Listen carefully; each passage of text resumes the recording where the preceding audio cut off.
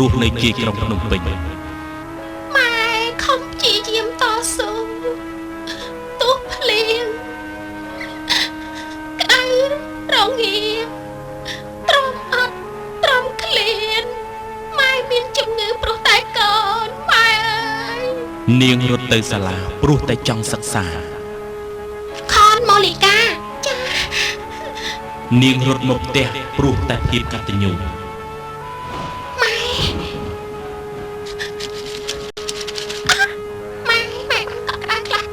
នាងធ្វើអ្វីគ្រប់យ៉ាងដើម្បីតបស្នងគុណម្ដាយចាំស្អែកកូននឹងទៅរកប្រាក់ទិញម្ហូបឲ្យម៉ែឲ្យឆ្ងាញ់ណាម៉ែទុកជាទឹកត្រីអំបិលក៏ម៉ែហូបបានឆ្ងាញ់គ្រប់ពេលវេលាដែរខ្សែភាពយន្តរឿងនេះមិនមែនជាប្រឡោមលោកទេតែវាជាឆាកជីវិតពិតរបស់នាងតូចម្នាក់រឿងកតញ្ញូបញ្ចាំងពីថ្ងៃសៅរ៍ទី22ខែវិច្ឆិកានេះតទៅនៅរោងភាពយន្តបាត់ដំបង